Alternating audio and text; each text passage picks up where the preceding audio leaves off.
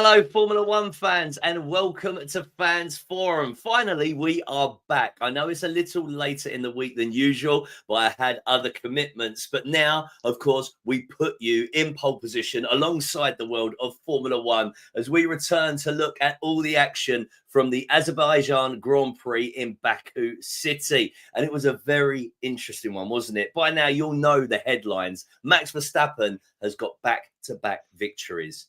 He couldn't, could he?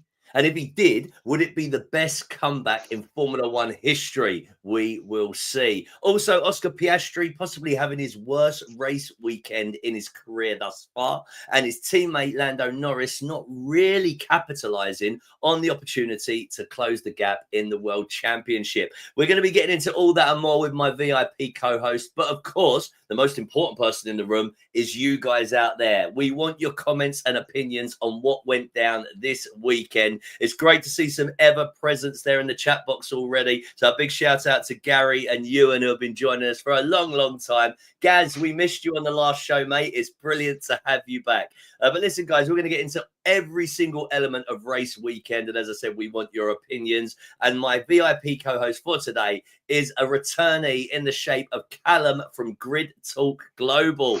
Callum, great to have you on, sporting your Ferrari colours. Last time we was on, it was Williams, which would be fitting for this weekend's race. But let's not worry about that. Let's talk about the season as a whole. First, right? What have you made of it? Because we just realised off air that we've not spoken for 6 months. It only feels like 6 weeks. It's gone so quick. What have you made of the season 2025? It has gone by very quickly. It's crazy to think that I was on, the third race of the season. Now we're already on, race week 17, 18? Yeah.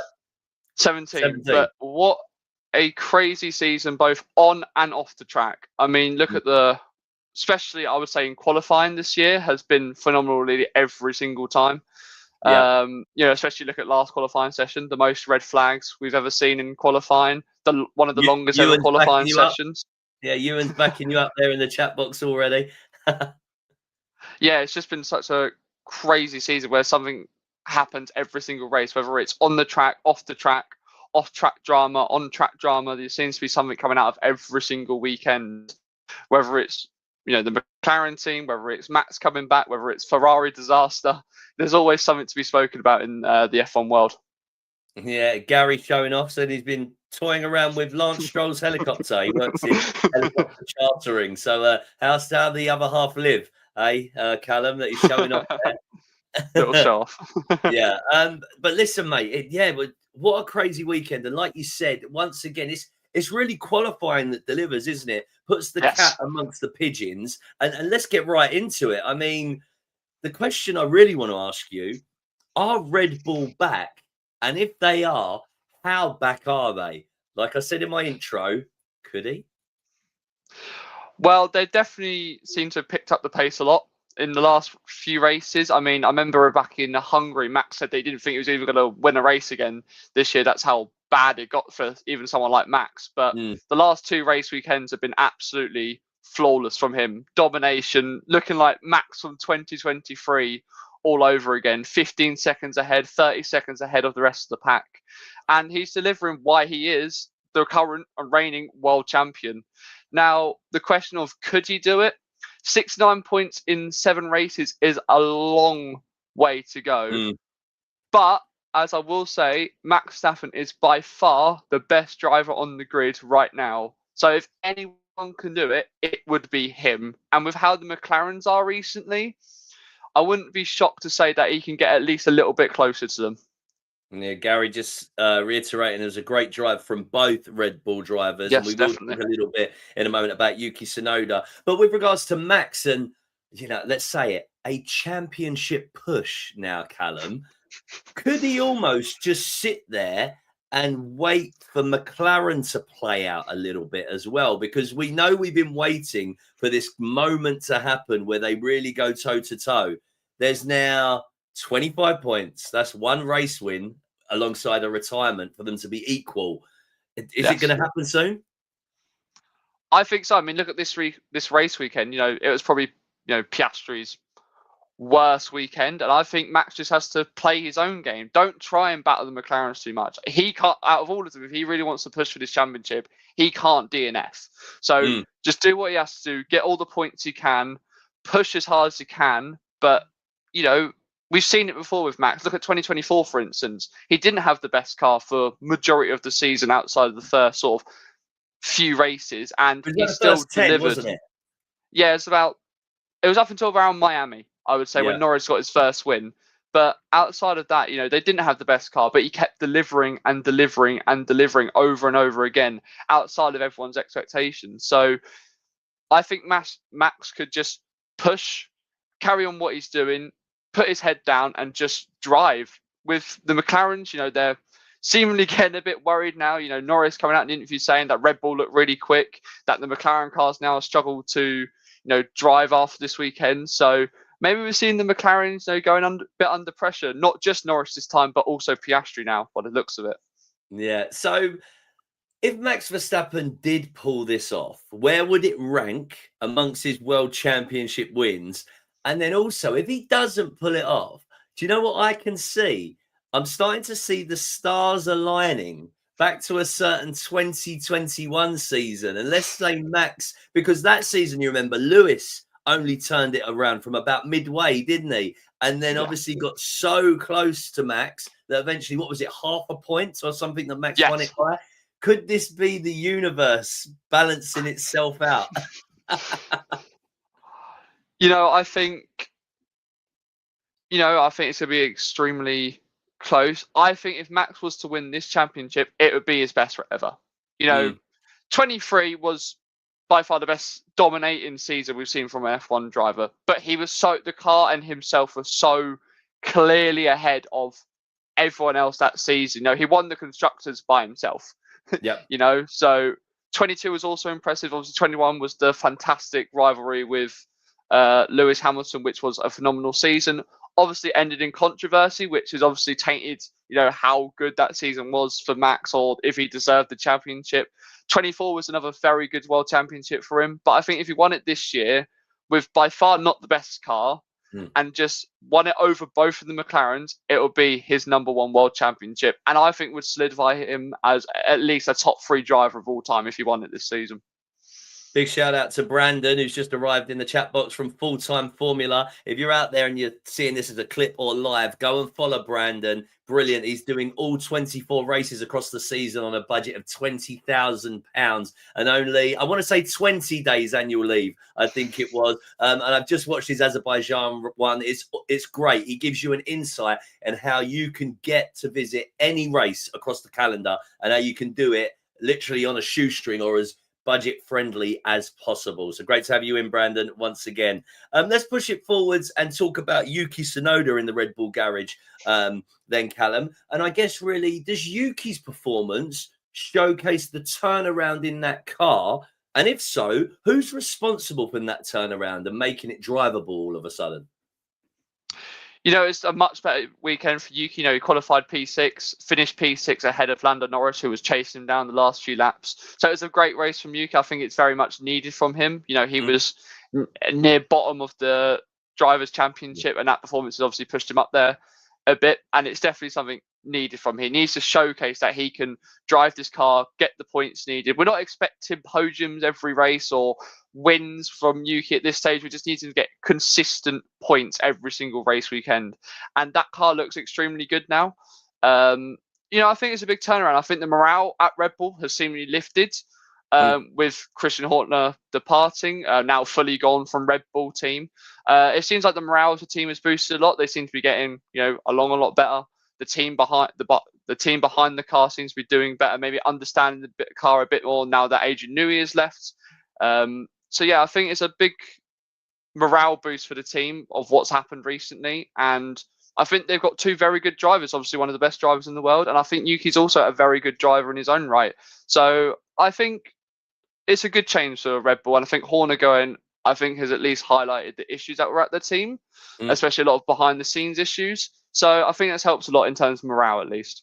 Eddie just saying he wants it to go all the way to the last race. Imagine a three-way fight for the title right at the end. That That is would be what we have amazing. signed up for, Eddie. And Yes. Brandon from Full Time Formula backing that one as well. And we've got to remember, Callum, how important Yuki's role will also be in the big bucks and the one that actually matters. I'm looking at the constructors table now, right? Red Bull are fourth at the moment, which is really unacceptable with a Max Verstappen in your team, but it's because of what's going on the other side of the garage. So 272 points, only 18 points behind Mercedes in second. So if they can maintain this consistency for the rest of the season, would maybe Yuki get a pat on the back? And is there a way that we could see him line up in a Red Bull for 2026, do you think? It's very tough to call. It already seems like they've made up their minds and putting Hajar in the seat. But with that being said, nothing's always confirmed and things can change. I think if Yuki can consistently get good points now, especially with the Ferraris, not being anywhere near good enough, the Mercedes being very inconsistent, as long as he can keep getting those points and push them to second, of course he's going to hopefully get a pat on the back by the team and hopefully get the recognition he deserves for at least helping the team somewhat to get in that second place. Obviously, we must all admit a lot of it does come from Max Verstappen himself and his incredible performances. But I think Yuki obviously has to play his part in the team as well, getting into second place. But saying that, it's unfortunate because it does seem like Hajar is going to get that seat. There's all talks of Red Bull and who's going to go to RB, who's going to go to Red Bull, with Lindvad also being in the lineup potentially for the RB seat. But it'll be very interesting to see for 26 where Yuki lines up, if on the grid at all, but we will see. Yeah, do you think, the rumor mill at the moment is that it's a shootout between Lawson and Yuki for the second seat at Racing Bulls. Is that how you see it playing out? Is it not? Has Yuki had his time at Racing Bulls? The purpose of that team is to blood ready to go to the main team. It's not somewhere for someone to sit with regards to demotion, is it? I personally think it would be pointless to put Yuki back down. It's not necessarily a demotion as such. It's still they're a very capable team, as we've seen this year. But there's no point. That team is supposed to set up the next stars, the next future. Supposedly the next Max Verstappen once he eventually leaves the team, which they need to find out very quickly as soon as possible. But I think it'll be personally pointless to put Yuki back down to Racing Bulls. A shootout between Lawson and Yuki just doesn't seem right. If I was personally in charge, I would just keep it the same. For 26, Yuki and Max, Lawson and Hajar. I think Hajar needs a bit longer. As much as it's been absolutely brilliant and has been my rookie of the year, straight away shoved in that Red Bull seat with new regulations, mind you, and putting up against Max Verstappen always seems to be a bit of a career killer for some drivers. But, for Lawson, it obviously works going back down to Racing Bulls. So maybe it would work for Yuki, but I personally don't see much point in it. Ewan saying that you could see him going to IndyCar in the US. Eddie, I know you're over in the US. What do you know about IndyCar? Could there be a space for Yuki Tsunoda? What about his influence with Honda? And Jack Villeneuve came out, was it last race or the race before, and just said that that's really where Yuki's influence on the grid has come from. Do you think there could be a pathway for him in and around Aston Martin at some point, even if it was a reserve driver?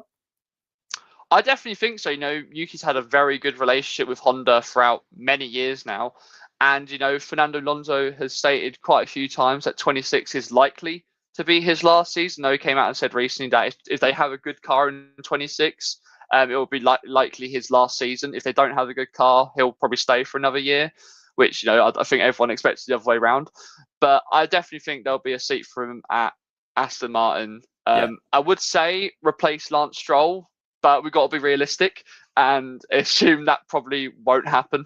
But yeah, there's always going to be a pathway, even if it is a reserve driver for a season in preparation to replace Fernando Alonso for at least the 2027 season. Yeah, like you said, very interesting that Fernando said, if I don't do well, then I'm more likely to stay. And you're like, oh, maybe the decision will be out of your hands then, Fernando. Let's push it forward then, bud, and talk a little bit about Mercedes and possibly looking up at the back of the conversation you said about Hadjar getting the promotion to Red Bull and whether it could be too early. Let's talk about the young man, Kimi Antonelli, and we've seen the different kind of pressure and spotlight that comes when you go into a big seat in Formula One, don't we? And Kimi Antonelli, importantly, had a clean race weekend this weekend. Yeah, that was the most important thing for him. It's been a lot of bad luck, a lot of incidents with Kimi recently, but the main thing is just him having a clean race, whether it was a P7, a P10, a podium, or a P5, whatever it was. He just had to have a clean race, no incidents, and he did exactly that. Phenomenal qualifying session and a very good race from him to get P4. This is the stuff that Mercedes will most likely want to see from him. I would say he's been not even. I think he's just been extremely unlucky this year. A lot of the instances of his DNS weren't even his fault. Obviously, we have the instance like Austria, which was totally his fault, and when he took out Max Verstappen, and obviously in Monza when he took out Charles Leclerc. Those are instances that are just going to come naturally to someone who's just coming to F1. You got to get your elbows out, you got to do stuff, and unfortunately for him, sometimes it hasn't gone his way. But I feel like a lot of the pressure on him has been from Toto himself, by the looks of it. He's brought him in, he's trying to coach him, but coming out and saying things like, both drivers didn't drive well at all this weekend from Monza last weekend. I just think it's going to add a lot of pressure. And the fact that neither driver has a contract yet, from what we know, is not great considering we're 7 races to go until the end of the season.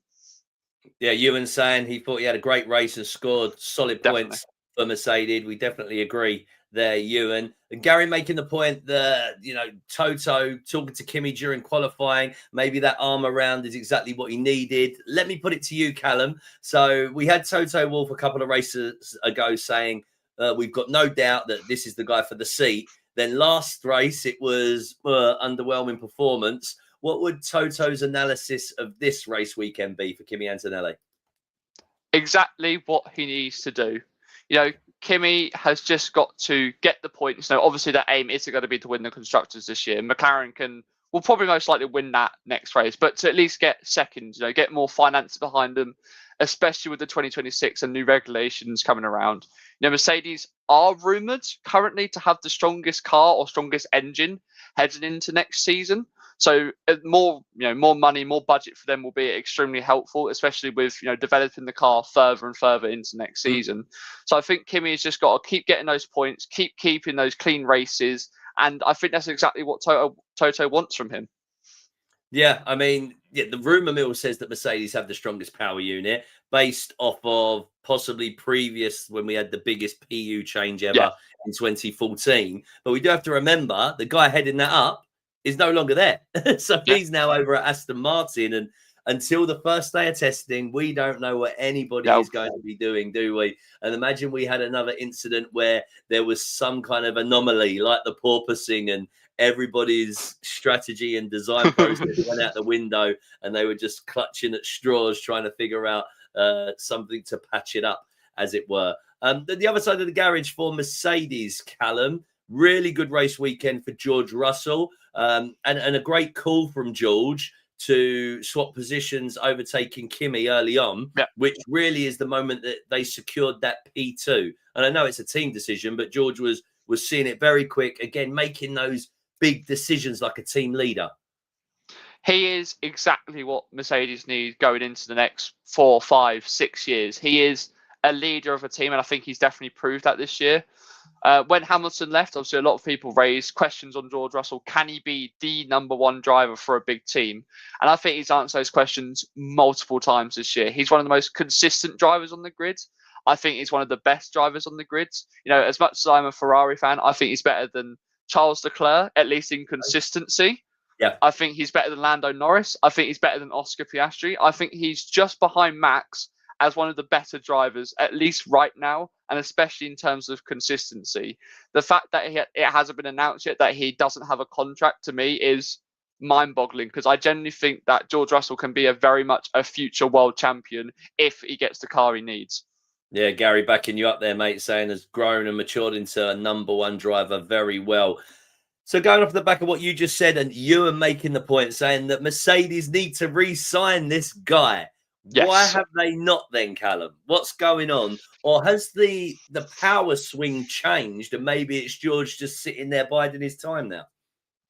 I think George wants a very long-term contract at Mercedes.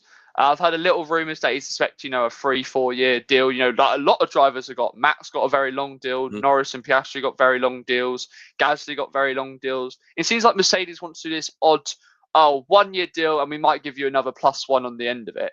I don't think he wants that. I think he's waiting his time, saying, Max doesn't even want to go to Mercedes. He's committed to Red Bull for 26 season at least now. So they don't really have a choice. So I think George is doing the right thing, waiting out his time, get the contract that he deserves, whether it's 3-4 years at Mercedes, because he deserves it. I think he's very much going to be their number one driver going into the future. Yeah, it's like you said, really good point that Max has guaranteed 2026, but he hasn't guaranteed beyond that. Yes. And I guess really, if you look at Toto's whole career at the helm of Mercedes, this is the one thing that really irks him, isn't it? That he missed out on Max.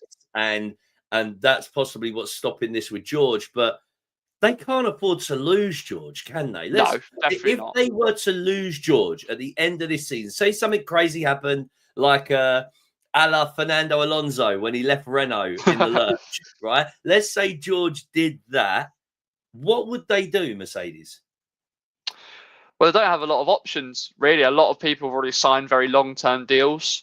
I don't know what the current situation is like with all the drivers. Obviously, Gasly signed a long-term deal. I think Albon's sign seemed very comfortable at Williams, and I can't see them leaving, especially with their progress this year. Well, I think as well, he would want to sign someone that would only be willing to accept like these 1 year rollings as well. Yeah, which, let's be honest, no driver should be willing to accept. No drivers sit there saying, "Oh, I only got 1 year," and then massive pressure if I don't do as well as expected, and then possibly get thrown out the seat. It seems very much Red Bullish in that sense, or Alpine-ish, as I like to say, in that situation of just bringing in drivers, give them 5 races and chuck them out. Maybe not as that bad, but sort of similar level. But yeah, they need to sign George Russell. It's as simple as that. He's one of the best drivers on the grids. He's one of the most consistent drivers, constantly delivers. And I think if they don't sign him, it's going to be a massive backfire on Mercedes. Gary's saying, is it a case that Max will go where Jos wants him to? Expand on that a little bit for us, Gaz, because are you saying that you think Jos is still pulling the strings? I think maybe early on in Max's career, but Max is now a 4-time world champion, so it's it's very difficult to tell him what to do, I imagine. But tell us what you know, Gaz. You've been cleaning some other helicopters, and you've got some more going. But listen, let's push it forwards and look at probably one of the stories of the day now, Callum. Carlos Sainz returning Williams to the podium. This is a real standout moment for that organization, isn't it? That's why Doralton invested all this money. That's why James Vowles went into the team, and that's why they brought in Carlos Sainz. Not saying that Alex couldn't do it, but this moment as a collective is huge for the team, isn't it? Even Carlos Sainz saying, best podium of my career. How important is this for them? It's beyond important. It showed how much progress they have made from the last 4 years even to this season. Just this season alone, they've gained more points than the last 4 seasons combined. So I think it's so important to them and showcases that they can still be a top team again. Williams back in the day were the team. They were the best car. They were the best team. And I think they can come back to that at some point in their lives. And I think this is the little steps, the little progress to show them that they can do this. James Vowles is an excellent boss. And I think Sainz and Albon together are an excellent duo. I think this is the weekend that Sainz needed for Williams. Him coming out saying this is his best podium ever. And I would say that's true. No one expects it to come this season, especially with how Carlos Sainz's season has been so far. So I think there's going to be a massive morale boost that he needs to showcase to everyone that he is still a fantastic driver. And to say, as we like to say at the start of the season, hopefully making Ferrari regret letting him go in the first place. Yeah, and the irony, and I know a lot of posts have pointed it out, that Sainz has stepped onto the podium at Williams before Lewis Hamilton has at Ferrari. Gary saying that he was hoping he could have held on to pole Yeah, I think we all were, but then we all knew as Max was whizzing around that circuit that if there was someone that was going to ruin this party, it was going to be Max Axel. Verstappen. But even the collective of that team and how bonded they are now, Callum. Alex Albon didn't have a great race weekend, but he was there celebrating with everyone like it was his success just as much as everybody else's. This sort of reminded me of when Hulkenberg got on the podium at Silverstone in a way. I remember, Gabriel Bortoleto DNF'd that race, but absolutely celebrated, got on the radio telling Hulkenberg how happy he was, celebrating with the team after. It's showcasing that these so-called smaller teams, these tractor teams as such, can still put on a fight. And I think Williams, are definitely in that situation. They're, seen as a smaller team now, but I think give it a few years and I think they're going to be back right where they deserve, fighting for those podiums. And I think if they keep Albon, they keep Sainz, they keep the team that they've got, James Vowell at the top, I think they're going to go there because the progress they have made over, especially this year, is just absolutely phenomenal to see. Ewan just making the point, Sainz a fantastic weekend, and he reckons as well he's going to look very good for 2026 as well. And Gary backing it up, just saying, look, with a system reset next season, they could be a real contender in 2026 because of that driver pairing. Alex Albon, we know he's done fantastic this season. As you said, Carlos Sainz struggled slightly. I do think some people have been a little harsh, and some people were saying, it's been a bit of a catastrophe as such. When you actually look at it statistically, right, it's almost level qualifying head to head, right? It's Sainz has actually beaten Albon 9-8 in qualifying.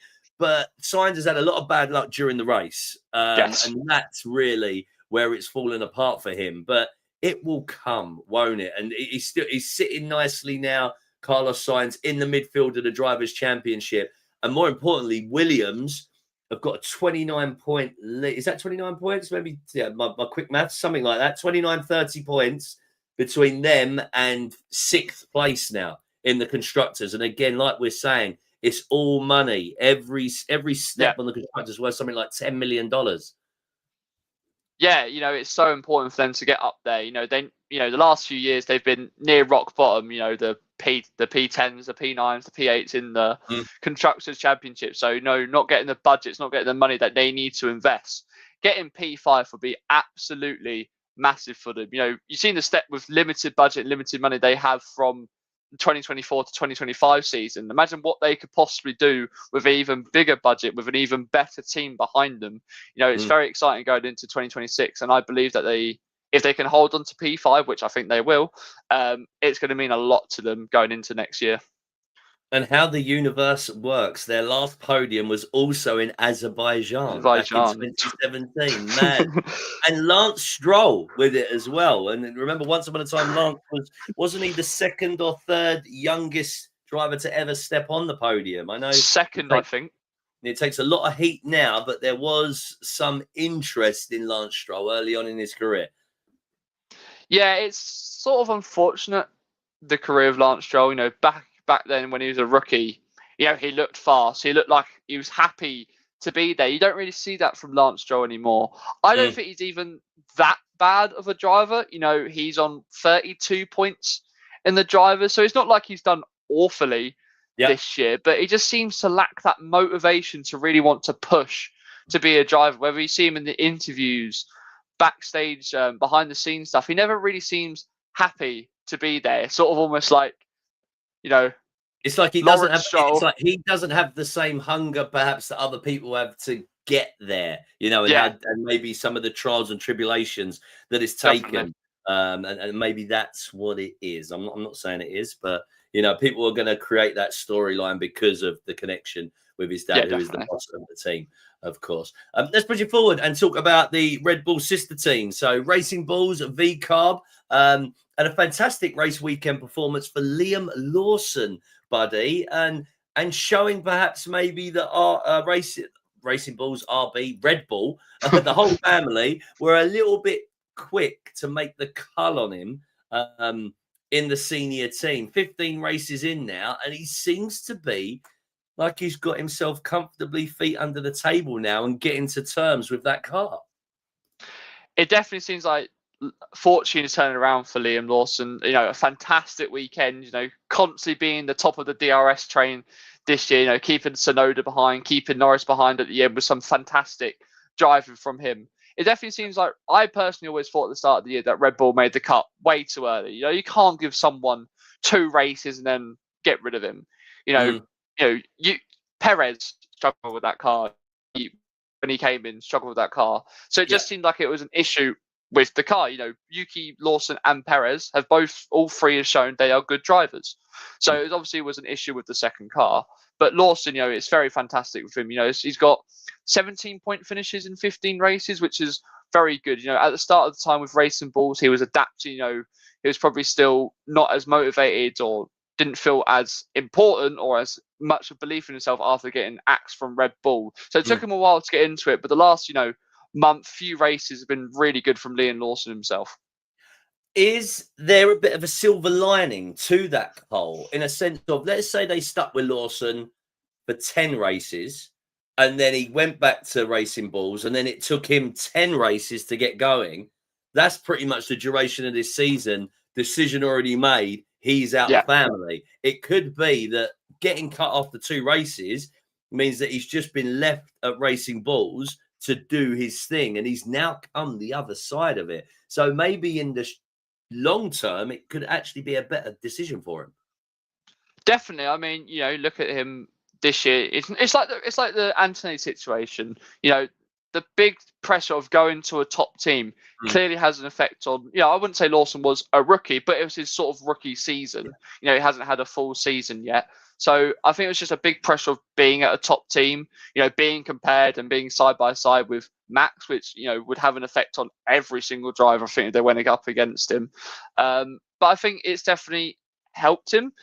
The only issue with Liam Lawson's case now is, will he ever go back up to Red Bull? Would that be their opportunity again? Or is he just going to be like Yuki, stuck at Racing Bulls for 3-4 seasons? Will there be another seat available at a different team at some point? Possibly, with how the market is, with new teams coming in, such as Cadillac, rumours of a 12th team at some point. But I just hope he doesn't get stuck in the Yuki cycle of just being constantly stuck at this sister team or less team, not being able to show his true capabilities at a top team.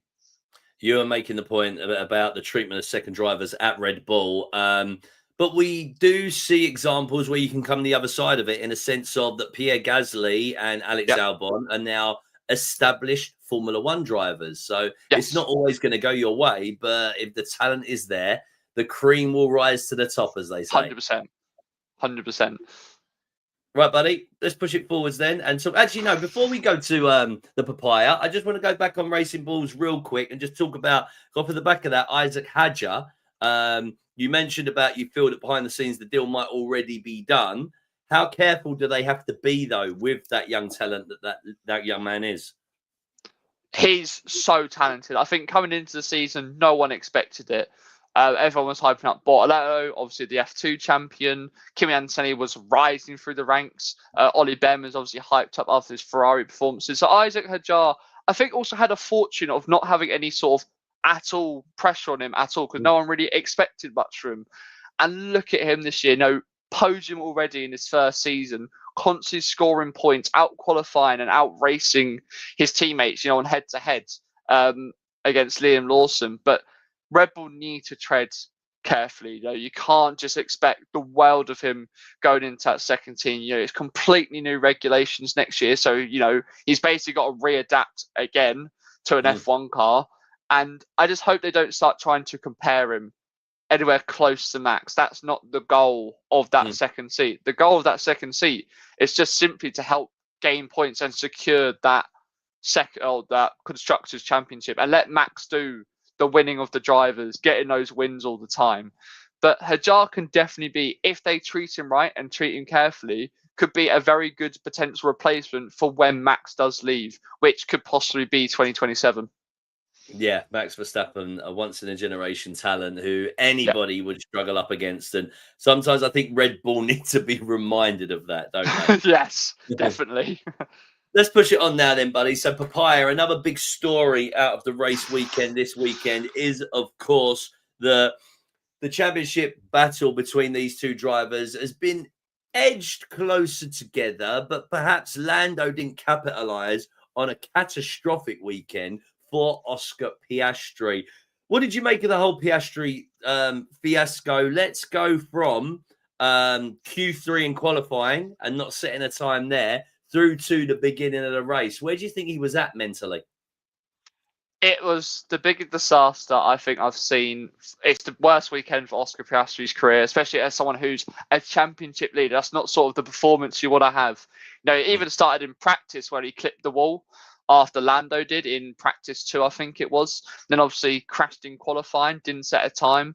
But, you can still make up those places. You can overtake at Baku, especially if you're not stuck in a DRS train. You can make up those starts. But then to also have a false start, which wasn't great, but 5-second penalty, not the end of the world. Then got anti-stalled on twice, so it was at the very back of the grid, and then crashed on the 3rd or 4th corner. That's considering, I can't remember who said it, but someone was saying that Oscar Piastri's Iceman mentality is melting. I think it's a little bit too quick to say that. It's just been one bad weekend. But I also think Norris definitely should have at least closed it by a bit more. It wasn't great qualifying from him. He clipped the wall. He didn't obviously was able to gain those positions as he probably should have. But yeah, it's very interesting from McLaren because it definitely was their weakest weekend by far this year. Yeah, so let's go back to Piastri then. Do you think there was some form, the word I put is panic in him that happened once he full started, then anti-stalled, then he's at the back. He mentally, it felt like he lost it. He went off the racing line and he was just trying to be too wild in making up those places too quickly at that moment. Definitely. It definitely looked like he panicked. I was looking at a bit of analysis of, when he's trying to go around on the corner he did crash, he looked like he was trying to follow Hulkenberg round, but Hulkenberg was also going way too wide as it was. And obviously Oscar actually tried to adjust and then, crashed, unfortunately. But I think he definitely panicked. I think that was the first time in his career that I can remember him having something like that. Oscar Piastri's been very good. He's had something like 34, 35 consecutive point finishes or race finishes at least. So I think that came as a bit of a new thing for him, and he just obviously didn't adjust very well to it. What do you think he's got to do between race weekends now, before Singapore, then, to put that to bed? Just be like he has been all season. He's been extremely quick this year. He's been extremely good. Has the most race wins this year. He has the second most poles this year behind Max Verstappen. So I think he just needs to go back to that, go more calm, not try and risk everything. Even if he qualifies P2, for example, he just can't have another race weekend like that again, because that'll set him back massively with pressure from Lando, with pressure from Verstappen behind. I think if he has another weekend like that in Singapore, we could start seeing a very under-pressured Piastri. Yeah, then that'll be interesting, because then, for me, then I'm going, well, then Max is right back in it. Yes, and coming for back the whole again. season, I don't know about you, Callum, but I found myself cheering Max, because you just don't want McLaren to run away with it too much. And it would just be an amazing story for Max to come from what seems like out of nowhere with such huge McLaren domination. Gary just making the point as well that he also feels that, Piastri pushed too hard too soon from the start, but he's backing his boy to turn it round and sort himself out for Singapore. Let's look at the other side of the garage. Lando Norris, he's taken criticism previously. Nico Rosberg just saying, the kind of details and little issues that happen, they're not the things that a champion would do. Is this another one, a moment when you do need to capitalize on somebody else's mistakes, he's kind of let it slip? Is it these kind of details that are going to be the difference between being a world champion and not? I think so, but I think people, again, are being a little too harsh on Lando. He had another 4+ second pit stop this weekend, which, if that was just a normal 2.4 second pit stop, 2.3 second pit stop, he would have been ahead of that DRS train, and it could have started pushing towards Kimi Antonelli, fighting for that P4, potentially even Carlos Sainz if there was enough laps left. So again, I think he should have done better at least in the qualifying, even if it was just a P4, P5, because obviously he was sent out straight away when the track was wet. So a bit of a rough time to come out. But I think people are definitely being a bit too harsh on him for at least this weekend, I would say. I think there's been other issues. Obviously, you had Canada, and other little issues. Belgium and Spa, another issue that I think he had of just constantly making little mistakes here and there. But I'd say for this weekend, he's been let down by the pit crew again. This is probably must be the 5th or 6th time he's had like a 3+ second pit stop. Why it keeps happening, I don't know, but it's definitely something McLaren really needs to look into, because with Max behind, who's not had many issues and is constantly charging right now, and especially with obviously his own teammate being ahead of him who he's chasing, they really need to tighten that stuff up.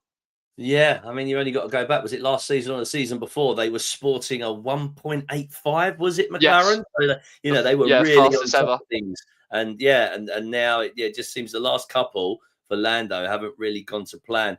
Gary, just echoing everything you are there, Callum, as well, just saying let down by the team, and he would have been 2 positions up. I didn't even think of it from that perspective. You're completely right. Once he's past Yuki, he can start to chase down Antonelli. That's a rookie he could have been putting pressure on. If you then get past him, how's your car's performance against Carlos Sainz? All of a sudden, you're talking about a podium, in these sliding doors moments. So very, very good point made there. Real quick then, who's going to be your world champion? We've talked already about Max, and now we've just touched on the 2 Papaya boys. Who's it going to be for you this season? As much as I do want to kind of see Max go and win it now, I think it is just too little or too many points and too late. If there was like 10 races or something, I could maybe see it. But I think Piastri's going to turn it around. I think he's going to have another good weekend in Singapore. That's just a good track for McLaren, usually at least the last few years. So I'm placing my bets on Piastri still. I think with 24, 25 points ahead of Norris still. I think he's going to do it. So I think he's going to hold on to it, even if it comes down to Abu Dhabi, which I think it will. I think Oscar's going to do it this year. God, you and Gary look like 2 brothers from another mother, you two. Great minds think alike. We'll have to get together and have the beers in, boys. Right, let's push forwards then and talk about the Scuderia. It was a difficult one. I've already heard your exasperation in your voice there, buddy. But I guess first up, let's talk about Charles Leclerc, who did 4 pole positions back to back, right, for the Scuderia, and then not even setting a time in Q3 this time around, almost in defense of Oscar and Lando, for Charles to make a mistake there. Maybe the elements were playing a lot more of a devil than we thought. Yeah, this is one of the better tracks for Charles Leclerc, at least historically, always fighting for those wins, pole, as you said, 4 years in a row. So, we had the most red flags in the qualifying session. So it definitely seemed like conditions were tricky. He had a great practice sessions. From what I remembered, he got 2nd and 3rd from memory, at least. Anyway, he was very much up there. Yeah, very strong in practice. Yeah. And then just all went away in qualifying. So I think there's a little bit to do with conditions. I heard Fred coming out and saying he would have been at least ahead of Lando and at least whoever finished 6th if he managed to set his time. So it would have been around a P6 still. But even then, that's not what Charles Leclerc does around here. So I think while it is conditions, there's something fundamentally wrong with that car for both Lewis and Leclerc at the moment. Or more importantly, their understanding of the car. Like Gary's just made the point, they had great FP sessions, and you said it as well, Callum. They seem to then go the wrong way with it. Like with the tiny details in setup changes, something doesn't line up. Charles Leclerc was saying that the car's somewhere in the right window before qualifying. And then they end up qualifying 10th and 12th. Who has to take responsibility for that? I've spoken it with a few friends, actually. I think it all comes down to the very start of the season, where before everything, even the season started, Fred came out and said we've changed 99% of the car for the 2025 season. And it makes you think now, looking back on it, that clearly was not the right move. They were pushing the constructors only 14 points behind McLaren last year, and clearly had a very competitive car that could get race wins, constantly get on podiums. And now they've been on podium 3 times this year from Charles, I want to say. Yeah. So I think it all comes down to the very start of the season, the actual design of the car. Because I think they tried to change way too many components, especially when we've got a regulation change the exact year after that. I think it all comes down to the very start of the year, how they designed the car itself, what they were trying to accomplish with a car that they clearly do not understand how to develop, how to operate, especially with the flooring. They had a double disqualification in China or Japan. Yeah.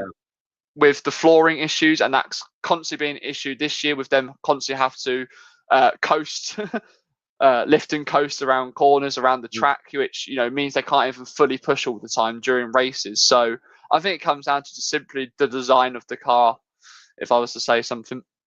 Really good point that you make there, actually, Bud. And as soon as you said it, it reminded me. And in fact, Fred said it with such pride, Yeah. didn't he? As well. So does it mean it falls on the lap of Fred Vasseur for this misunderstanding and lack of performance for 2025?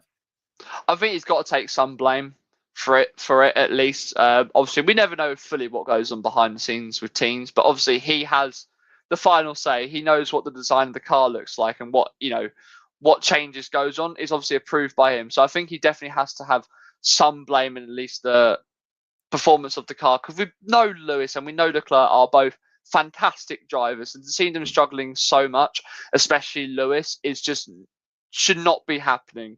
So, and considering they're fourth at the moment, when we all thought they might even be constructors winners, we know some people saying Leclerc's going to win the drivers' championship, and they're absolutely nowhere to be seen. Yeah, that's right. Beginning of this season, I heard Charles was winning it. I heard Lewis was winning it. I I'm reckon nowhere near. I reckon you could start every season though and speak to Ferrari fans, and they Oh, would be saying 100%. that We will somewhere. still say it again. We will still say it again.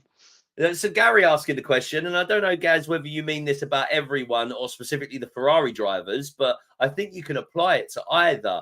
Callum, do you think next year, with this complete system reset, what is going to be more important? Is it going to be the performance of the car, or is it going to be, I'm going to add a word, Gaz, not just skill, but adaptability of the individual? I think it's going to be 50-50.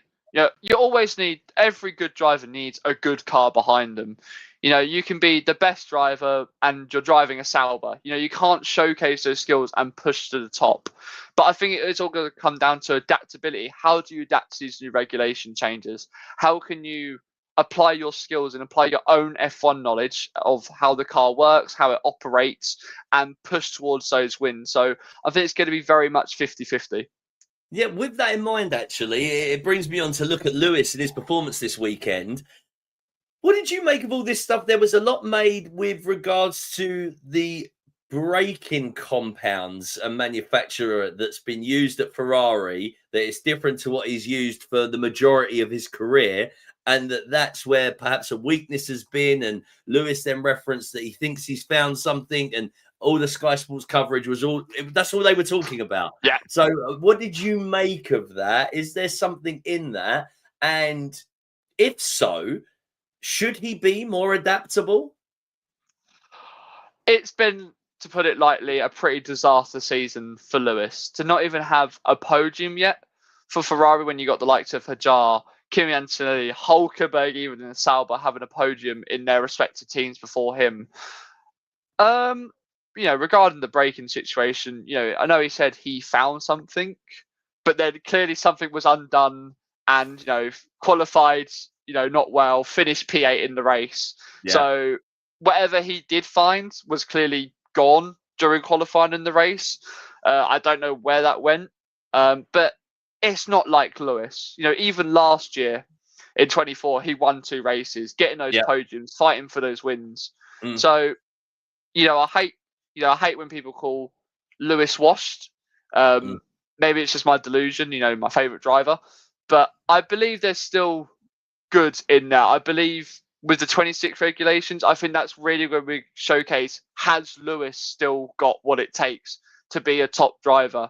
Because people remember, he's only on a 2-year plus 1-year deal. If he doesn't do well next year, it could be the final year that we see Hamilton in F1 potentially, if he doesn't want to go to another team. Yeah, Gary making the point, could he have got another run in Q2 to try and get through, do you think? I mean, there's a lot of traffic in Baku. That's the problem, right? Yeah, potentially. It's always tough. An issue that he had was constantly going out on the same soft tyre. I don't know whose choice that was. I think it was a bit of a mixture of him and the team. I didn't listen to every radio call, but I think that was the biggest issue. Everyone else going out on different tyres. Mediums, for instance, was a good tyre during qualifying, and he was going out on used soft tyres. So as soon as one runs down, that tyre is not going to be very good anymore, at least in qualifying. So maybe he could have gone out for one more run, but I think it's all disaster with the tyre choice anyway to begin with. Gary making the point, there is a sprint win in there. Yes. How do you feel about that? I mean, I'm like, it's competition, so everybody's going for it, and he won it. So I'm still like, that's a win, but there's some purists that are like, it's not a Grand Prix. Yeah, I mean, it's tough to say because it is a win. He did win a race this year, but it's like it comes back to Oscar Piastri's situation from 2023. He won the Qatar sprint, but everyone's like, well, and then obviously all the things came out saying, oh, he won a race before Norris, and everyone's like, well, it's not actually a Grand Prix. So he did win a race, I would say, but he hasn't won a full Grand Prix at Ferrari, if that sort of makes sense. Rumour mill. You think there's any weight in it? I've seen posts about Ross Brawn this week. There's been a couple previously about Christian Horner. We mentioned Fred and the big decision about this car and the overhaul that it's had. Do you think there could be any legs in either of those? I haven't seen much about the Ross Brawn situation, but at least the Horner situation, ever since he's left or announced that he was leaving Red Bull, every rumour suggested that he's going to go to Ferrari, for instance, especially with Fred not fully committing or not at least signed a new contract yet for Ferrari from what I remembered. But I don't think that's the way to go for Ferrari. I know Horner is a winner. He has so much great history, achieving so much, but we've also had with how much controversy he's had over the recent years. Whether it's true or not, it's still controversy at the end of the day. I don't think that's what Ferrari needs at the moment. Yeah, he comes with a bit of a spotlight and a circus, yes, and a big definitely. personality that perhaps you don't need when you've already got that spotlight with the likes of Lewis Hamilton coming in recently and still trying to embed in the same setup. Yeah, it could get a little bit messy. But let's move it forwards, Bud, and just talk about some of the teams that didn't score this race weekend. So we'll start with Sauber.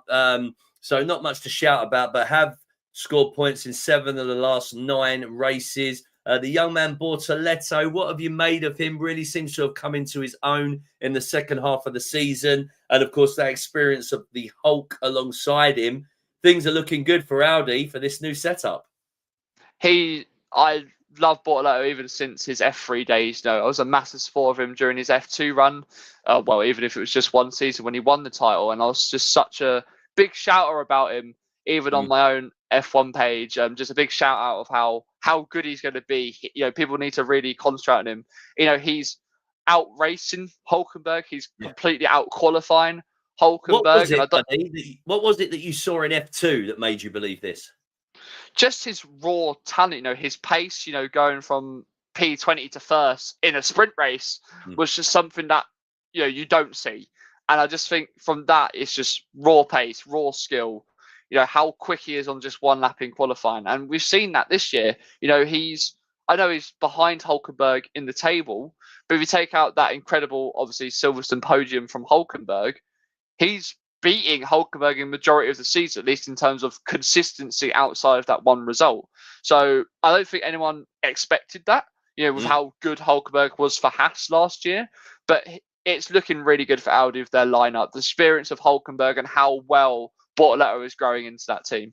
Yeah, and there's always the luck of a Grand Prix, isn't there? And if you look at it statistically, Bortoleto now leads Hulk 11-6 in qualifying. So that one lap shows that there is some real pace and potential 100%. in there for the young driver.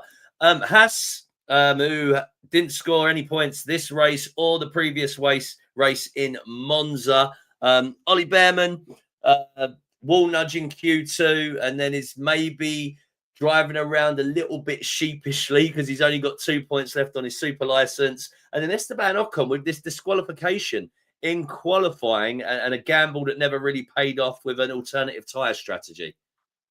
Haas is the most random team this year. One weekend they're both getting double points, P8s, P9s. The next weekend they're nowhere to be seen. So it's a bit of a weird situation with Haas. Sorry, Haas chap, of where they're at, how well they're doing. But Behrman definitely has to be careful. He's been a very erratic driver, let's say, at times this year. Obviously, as a rookie, you kind of expect that. You need to push, you need to showcase your skills as much as possible, especially as a rookie.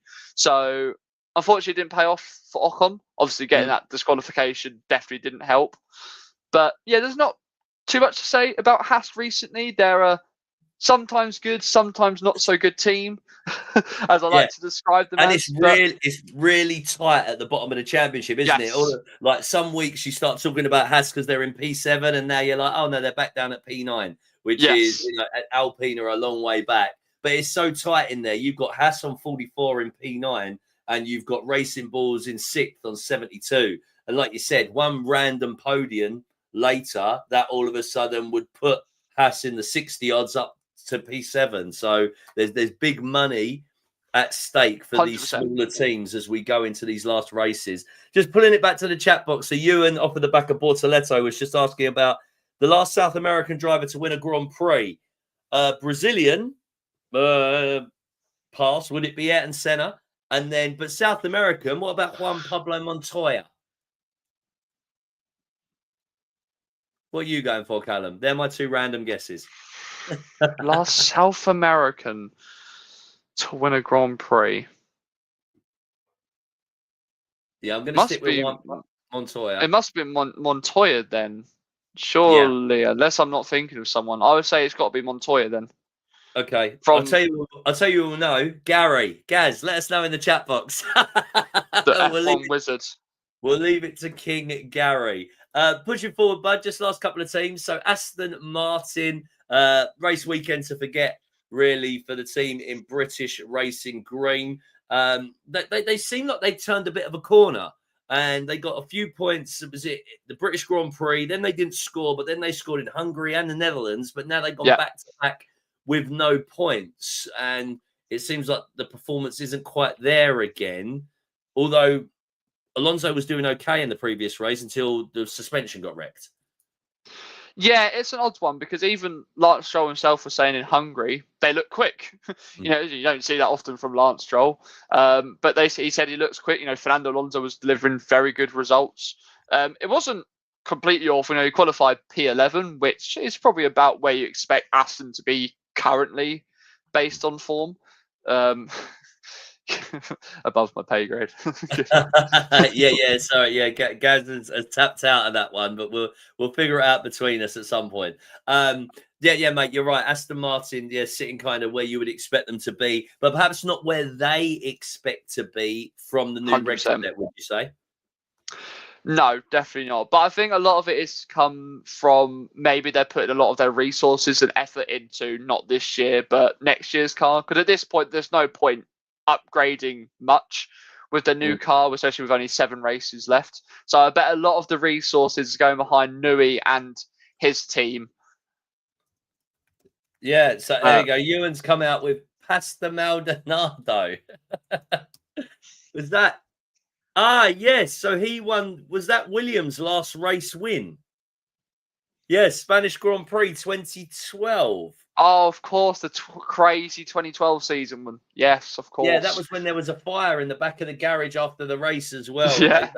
They was having some big celebratory party, and then So all right, okay, good work, Ewan. It's good work. So, did Ewan know that, or were you just testing us, Ewan, and then you've just Googled it? But listen, mate, good knowledge if you knew it. Final team, we're going to take a look at Callum Alpine. What do you think is going on there, bud? Give me a reason why Pierre Gasly would sign a new contract until 2028. The only reason why I could see it is because of that Mercedes power unit that they're getting from next season onwards. Supposedly, as I kept saying earlier with the Mercedes, they're supposedly having the best power unit moving forward. So that is the only reason why I can think of. Maybe a bit of hope from Gasly as well that they'll improve. I just hope it wasn't a regretful decision and to just go nowhere next year, because No. he's such a talented driver. Look at him after the summer break next year, putting out result after result. Even this year, scoring 20 points in that car is just unbelievable. So I hope he hasn't ruined his career by signing for that long of a period of time. Yeah, I know at the midpoint in the season, Gasly was the highest point scorer for a team bottom of the championship. Yeah. And I imagine he could be set for that possibly across the duration of the season. Maybe bearing in mind, though, long-term security, of course, the financials. He's got a bit of weight there. At the Yeah. moment, maybe other negotiations he's having wouldn't be as lucrative. Yeah, it's definitely a possibility. You know, always good to have security in F1. You Mm. never know, things change a lot of the time. So obviously having good security, you got a contract for quite a few seasons, having a long-term contract is always a good thing, whether it's a top team or a small team. So it's definitely a good thing for him. Then obviously you got the other side of the garage, which we'll talk about in a second. Yeah, I mean, Gary's saying, how do you think Cadillac could do? And then that takes me on to nicely, who's going to be alongside Gasly? Because we know now it's not going to be either Perez or Bottas. So who will be alongside Gasly next year? Well, it's tough to say because, as much as I thought Franco Colapinto was going to be a good pick for them, he's been, let's be honest, no better. Maybe a tiny bit faster than Jack Doohan was, but it's not been much of an improvement. Maybe the only other person I can think of is Paul Aaron, potentially, if they want to bring him up from the reserves. Well, But interesting. They gave him FP1 in Monza, didn't they? Which I thought was yes. considering how much Colapinto was struggling, it was a strange move, because you need that guy to be in a rhythm and as confident as possible, because thus far it hasn't happened for him. Yeah, it was a little bit of a strange decision, to say the least, but I think it's definitely between either they keep Franco Colapinto because just to keep it the same team and the same rhythm instead of just constantly changing drivers, and the Argentinian backing. Of course, he has one of the largest fan bases, at least online, especially on Instagram and Twitter. If anyone goes against Colapinto, you've got an army against you now, so that's always fun to see. Here we go. Gary's just hit us with one. What do you make of that on the screen? Oh, Yuki Tsunoda. I mean, if the rumors are true that it's between him and Lawson to get the seat, and he doesn't get the seat, surely Alpine just go and sweep him up. We've seen Yuki is a great talent. Look at him at Racing Bulls. He was phenomenal multiple times during the duration of when he was there. So Yuki and Gasly reuniting again could be a very good option for them. Did not even think of that, because Gasly really turned up as the team lead, didn't he, as well? Yes. Were they Toro Rosso at the time, or AlphaTauri, weren't they? AlphaTauri, yeah. So Gasly really enjoyed that, and Yuki seemed to really settle and calm himself, because he had this this persona of being wild on the radio and sweary, and Gasly really took him under his arm and sorted him out. So maybe it could be exactly what Yuki needs to revitalize his F1 career. I think whatever move the Racing Bulls perhaps make, do you think that person should end up in the Alpine second seat? I definitely think so. I think it's too early for Paul Aaron, and I don't think, as much as I don't want to be harsh, rookie, they make mistakes. I don't think Colapinto is that driver that they need to push forward. So I think definitely whether it's Lawson or Yuki should definitely go to, or at least Alpine should try and attempt to get them. Well, buddy, that's the whole grid covered as an overview for the Azerbaijan Grand Prix. Just final one. Let's turn our attention to the next race in Singapore. So 5th of October, night race under the lights. Give me an opinion and a prediction for that one. I reckon that Ferrari 1-2. I'm joking. Unfortunately, it won't be a Ferrari 1-2. But you got to put, Max in contention. I think the McLarens will be back. I think Singapore's a lot more suited track for them. And I think Russell and Mercedes will be up there again. Hopefully at least for them. Anyway, but as I was going to go right now with one winner, I'm going to go Oscar Piastri turns it around and wins Singapore. Oh, looking at the last moment, you and Gaz have gone in opposite directions. Oh, Gary, So no. Gary's gone for a max to make it 3 in a row, with Orlando in the middle and Oscar taking the final step on the podium. But listen, we will see how it pans out, and we'll be back here at Fans Forum to review it all on the 6th of October, 8 p.m. So back to the usual Monday nights. Callum, it's been a pleasure to have you back Thank you on, very buddy. much. You've been brilliant once again. And of course, we'll be clipping this up across the socials. And we encourage everybody to follow his content at Grid Talk Global as well. He's doing some great entertaining stuff and takes a lot of opinions from other content creators as well. So it's a nice little one-stop shop where you can see what a host and a cross-section of content creators think perhaps in the run-up to a race weekend. And you can see his handle on the screen there at Grid Talk Global. So Callum, buddy, it's been a pleasure to have you on, and Thank you very hopefully much for see having me you on. again very soon. You guys out there, thank you for joining us. Gaz and Ewan, the ever-presence. It's been a pleasure, boys, to have you on the show once again. And if you're watching this on replay, thank you so much for supporting the show. Make sure you share and like and subscribe, because it really helps our reach and gets this content out there far and wide. It's been a pleasure to join you guys for the evening once again, and we'll see you back on the 6th of October to review everything in Singapore. Until then, people, see ya.